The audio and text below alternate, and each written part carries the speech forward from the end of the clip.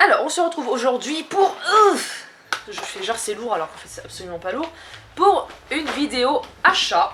Et ça a été un achat de désespoir imprévu. Ouais, on va dire un achat imprévu. Parce qu'en fait, à la base, je lui avais prévu un autre cadeau que celui-là. Mais...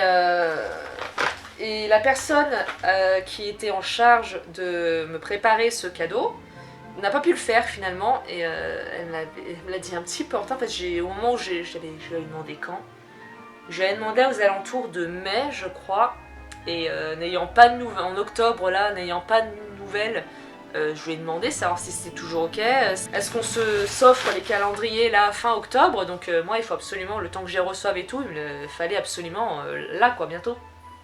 Et c'est là que j'apprends qu'en fait elle ne pourra pas honorer ma commande.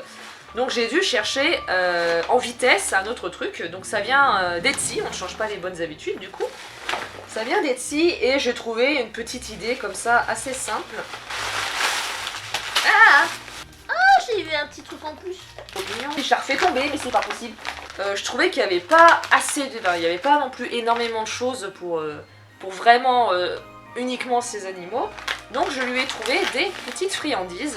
Ça vient de chez Gaspard's Treats. je ne sais pas dire.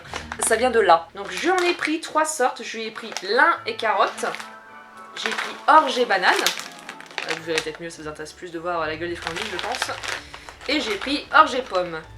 Et ce qui est chouette en fait dans ces friandises, c'est que ça va pas être uniquement pour les chevaux. Vous savez que Julie, elle a toute une réserve naturelle chez elle, donc ça va aussi lui servir pour ses moutons, pour ses cochons d'Inde. Donc voilà, là il y a de quoi faire plaisir à tout le monde. J'essaie de zoomer un petit peu, vous voyez un petit peu la tête des friandises.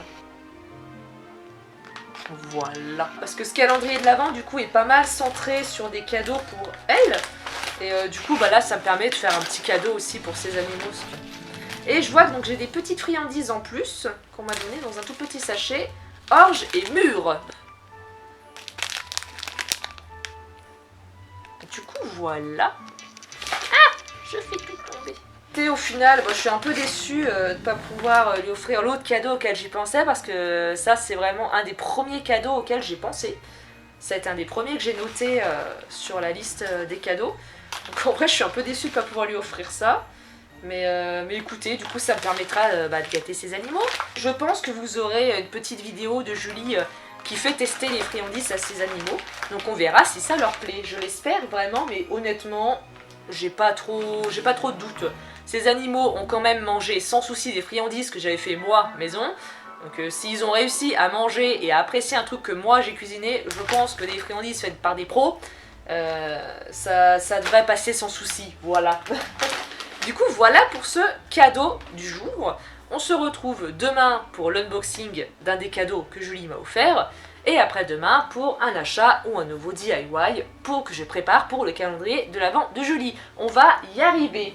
Du coup, dans tous les cas, à demain!